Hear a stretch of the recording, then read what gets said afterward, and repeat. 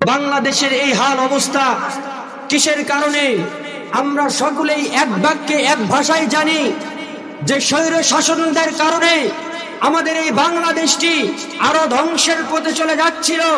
কিন্তু আল্লাহ পাক রব্বুল আলামিন রহমতের কারণে আমাদেরকে কোরআনের পাওয়ারের কারণে এই কোরআন দিয়ে আমাদের এই বাংলাদেশটি আরো আলোকিত করেছে। কথা বলেন ঠিক কিনা?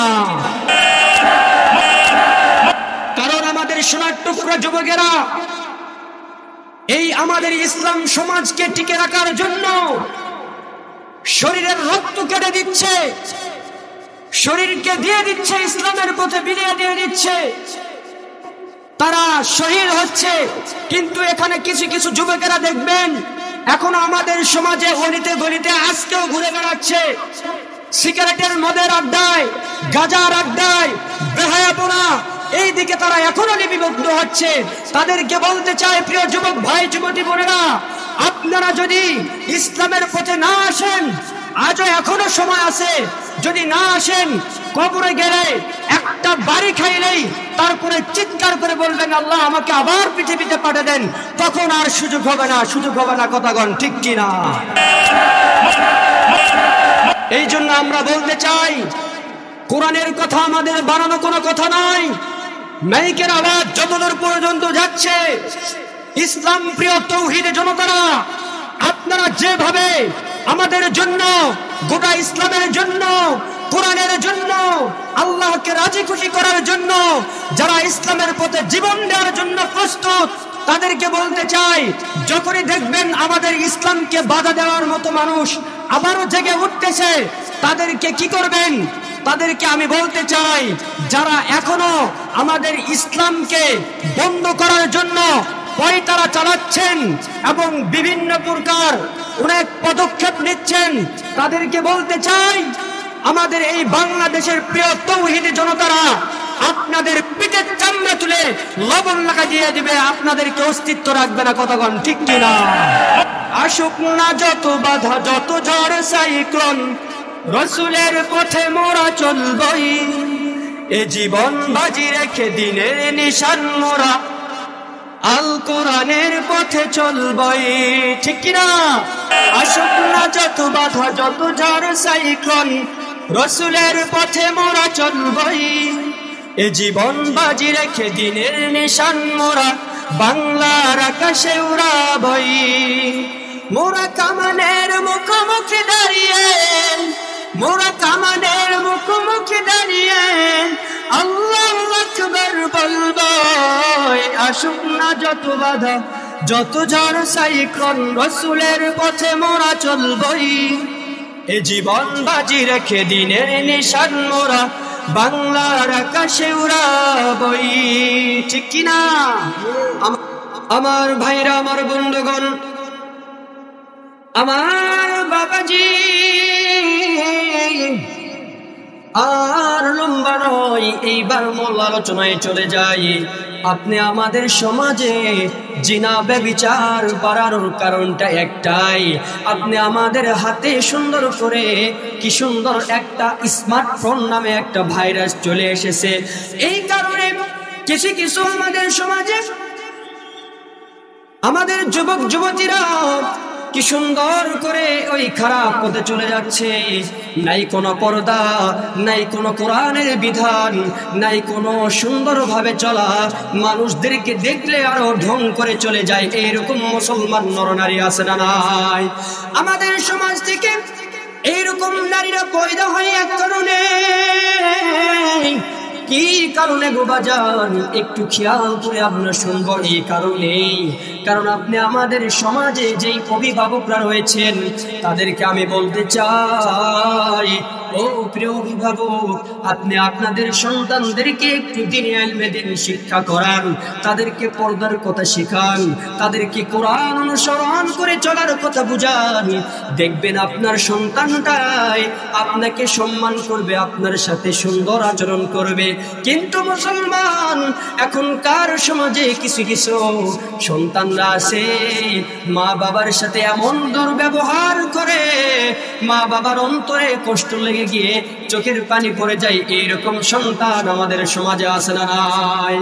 এইরকম সন্তানদেরকে আমি বলতে চাই, ও প্রিয় যুবক ভাই, ও প্রিয় যুবতী বোনেরা, যখন আপনি আপনার বাবা মাকে কষ্টদায়ক কথাবার্তা বলেন, যখন আপনার সন্তান এইভাবে যখন আপনাকে কষ্ট দেয়, ওই রকম আমি সন্তানদেরকে বলি যে আপনারা যখন আপনাদের মা বাবাকে, প্রিয় অভিভাবককে যখন কষ্টমূলক কোনো কথাবার্তা বলা হয়, তোমার মা বাবার চোখের পানি ফোঁটা পড়তে দেরি, আল্লাহ তোমার নামটা নাফরমানির খাতায় লিখতে দেরি করবেন না। বলেন নাউজুবিল্লাহ, আরো জোরে জোরে বলেন নাউজুবিল্লাহ।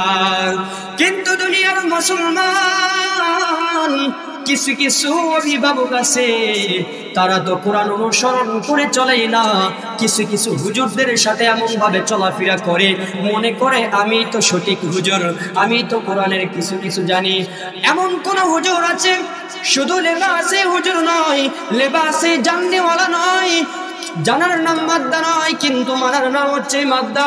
কিছু কিছু হুজুর আছে নবীজি সাল্লাল্লাহু আলাইহি সাল্লামের সুন্নাত নিয়ে খেলা করে, কিছু কিছু টুপিওয়ালারা আছে, জুব্বাওয়ালারা আছে, পাঞ্জাবিওয়ালারা আছে। এটা গীবত নয়, এটা চেনার জন্য বলা হয়। ও প্রিয় মুসলমান বান্দারা, যতদূর পর্যন্ত এই মাইকের আওয়াজ যায় ততদূর পর্যন্ত একটা কথা শুনে রাখেন, আপনি আমাদের সমাজে যেই মানুষটা, সব মানুষটাই জানে যে আমাদের দাড়ি সুন্নত, দাড়িটা নবীজি সাল্লাল্লাহু আলাইহি সাল্লামের সুন্নত। সুন্নতকে যদি কেউ আঘাত করে তাহলে কিন্তু সে পরিপূর্ণ মুসলমান হতে পারবে না। বলে কেমন ভাবে গো মুসলমান, আমাদের সমাজে এখনো অনেক মানুষ আছে, দাড়িওয়ালা মানুষ, টুপিওয়ালা মানুষ, জুব্বাওয়ালা মানুষ, দাড়ি রাখে লম্বা দাড়ি, কিন্তু দাড়িতে আবার লাগাই খুর, দাড়িতে করে স্টাইল। কথা বলেন ঠিক কিনা? দাড়িতে যদি আপনি করে যাই খুর লাগা হয়ে যায়, দাড়িতে যদি আপনি কাছে দিয়ে দাড়ি এক মুষ্টি হওয়ার আগে দাড়ির দু সাইড চাষি এমন ভাবে স্টাইল করতেছেন, মনে হয় ওই টেলিভিশনের বড় বড় নায়ক। কথাগণ ঠিক কিনা? এইরকম কিছু কিছু ইসলামের প্রতি, ইসলামের রাস্তায় ঘুরে বেড়ানো টুপিওয়ালা, পাঞ্জাবিওয়ালা, জুব্বাওয়ালাদেরকে আমি বলতে চাই, ও প্রিয় ভাই, তোমার দুটি হাতে পায়ে ধরে আমি বলতে চাই, তোমার কারণে আরেকটা যুবক ভাইও শিখবে যে ওই হুজুর তো দাড়ি সুন্দর করে ছাটিয়া মোশান মারে, আমি করলে কি সমস্যা? কথাগণ ঠিক কিনা? বলে যে হুজুর তো দাড়ি কাটে, এমন ভাবে দাড়ি কাটে, এমন ভাবে মানে স্টাইল করে, আমি করলে সমস্যা কি? এরকম প্রশ্ন আসবে না? আসবে, অবশ্যই আসবে। এই জন্য আমি বলতে চাই, আমাদেরকে দেখে প্রিয় যুবক ভাইরাও এইরকম ভাবে স্টাইল করার চেষ্টা করবে। কেমন স্টাইল? কোরআনের স্টাইল। কথা বলেন ঠিক কিনা? কোরআনের স্টাইল কেমন? নবীজি সাল্লাল্লাহু আলাইহি সাল্লামের সুন্নত লেবাস, সুন্দরভাবে আমরা লেবাস পরবো, সুগন্ধি লাগাবো, মানুষের সাথে ভালোভাবে কথা বলবো। কিন্তু ওরে বাবা, যারা এখন মুফতি সাহেব হয়ে যাচ্ছে, বড় বড় আলেম হয়ে যাচ্ছে, এই কিছু কিছু আলেমদের চরিত্রের কারণে পুরো আলেম সমাজের দুর্নাম হয়ে যাচ্ছে। কথাগণ ঠিক কিনা? বলে কি দুর্নাম? রাস্তা দিয়ে যখন যায় মুরব্বীদেরকে দেখলে সালাম দেওয়া মুখ দিয়ে বের হয় না, মনে হয় সালামটা ভিতরে গরমে হিট হয়ে আছে। কথা বলেন ঠিক কিনা? এটাকে মানুষ আলেম বলবে? নবীজি সাল্লাল্লাহু আলাইহি সাল্লাম হাদিসে বলছেন, ইয়াকুম ওয়াল হাসাদা ফাইন্নাল হাসাদা ইয়াকুলুল হাসানাতি কামা তাকুলুন নারুল হাতাব। নবীজি সাল্লাল্লাহু আলাইহি ওয়াসাল্লাম আপনি আমাদেরকে কি সুন্দর করে জানিয়ে দিলেন যে তোমরা কখনো হিংসা করো না। হিংসা নাকিকে এমন ভাবে ধ্বংস করিয়া দেয় যেমন আগুন শুকনা কাঠকে পুড়িয়া ধ্বংস করে দেয়। বলেন নাউজুবিল্লাহ। তাহলে আমাদের সমাজে যারা খাঁটি আলেম, যারা খাঁটি হাফেজ, যারা দিনের কামলিওয়ালা, দিনের মানলিওয়ালা, তারা একমাত্র জানে যে আমাদের ভিতরে অহংকার নাই। যাকে যখন দেখব সাথে সাথেই সালাম প্রচার করলেই বোঝা যাবে তার অন্তরটা পরিষ্কার আছে না নাই। কথা বলেন ঠিক কিনা? এই জন্য প্রিয় তাওহীদের জনতারা, আবারও আপনাদেরকে বলতে চাই, নবীজি সাল্লাল্লাহু আলাইহি সাল্লামের সুন্নাত অনুসরণ করলে আপনি আমাদের জন্য দুইটা পুরস্কার, দুইটা নিয়ামত আল্লাহ পাক রব্বুল আলামিন ব্যবস্থা করে রেখেছেন। তার ভিতরে এক নাম্বার পুরস্কার হচ্ছে, আমরা যদি নবীজি সাল্লাল্লাহু আলাইহি সাল্লামের দেওয়া সুন্নাত অনুসরণ করে যদি চলতে পারি গো বাজান, আল্লাহ পাক রব্বুল আলামিন আপনি আমাদেরকে প্রথম পুরস্কার হিসেবে দিয়ে দিবেন। আল্লাহ পাক রব্বুল আলামিন আপনি আমাদেরকে অন্তর দিয়ে ভালোবাসবেন। বলেন সুবহানাল্লাহ, আরো জোরে জোরে বলেন সুবহানাল্লাহ। দুই নম্বর পুরস্কার হচ্ছে, নবীজি সাল্লাল্লাহু আলাইহি সাল্লামের সুন্নাত অনুসরণ করে যদি আমরা চলতে পারি গো বন্ধু, আল্লাহ পাক রব্বুল আলামিন আপনি আমাদেরকে দুই নাম্বার পুরস্কার হিসাবে যেই পুরস্কারটা দিবেন, এইটা কোনো সাধারণ পুরস্কার নয়, এইটা কোনো ছোটখাটো পুরস্কার নয় গো বন্ধু। এই পুরস্কারটা হচ্ছে আল্লাহ পাক রব্বুল আলামিন আপনি আমাদেরকে বিনা হিসাবে জান্নাত দান করবেন। বলেন সুবহানাল্লাহ, আরো জোরে জোরে বলেন সুবহানাল্লাহ।